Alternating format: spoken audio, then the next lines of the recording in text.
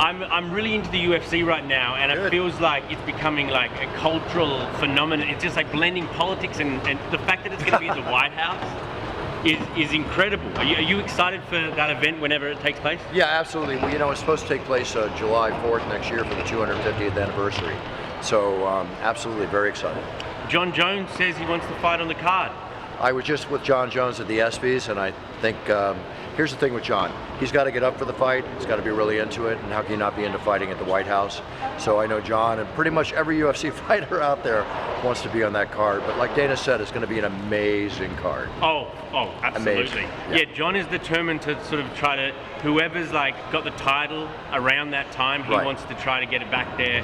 Do you think his and Dana's relationship is in a point where, you know, they're friends again? You know, it's a professional relationship which involves friendship, it involves business, so it's always a mix.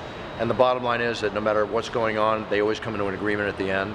Tom Aspinall, being the champion now, will probably still be the champion come White House time, more than likely. So then we're going to probably see the fight we all want to see, if it happens, which is Tom Aspinall and Jon Jones. That's the one I want to see. Wow, incredible. And Awesome. And what do you think about the rest of the card? How are people going to have to prove themselves?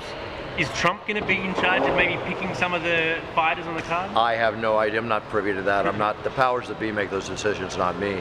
But you know, we have great matchmakers. You know, in Sean and Mick and Dana combined, and the powers that be will put together an incredible card. I mean, all your top fighters are going to fight, from Conor to Paddy Pimblett to everybody. Of course, Conor hasn't fought in 4 years, but I'm sure if he wants to, or at least he's going to say he wants to be on that card. But you know what? There's so many other great warriors. These Octagon warriors that want to go in. It'll be an incredible show, and I can't wait to roar from the Octagon. The White House lawn is going to be awesome. Amazing, yeah. Do you think that fighters who sign up for the White House UFC event, is it giving some sort of like tacit support for the White House? Well, listen, no matter what your political views, all right, the White House and everybody in it is what runs this country. So if you're a proud American, a patriotic American, then you've got to support what's going on. So it's an honor to represent your country in the land where the country is headquartered and represented. So I think for all of us to be part of that, it would be an honor, and we should all enjoy it. You don't think that there's some sort of fighters out there who oppose Trump in some ways?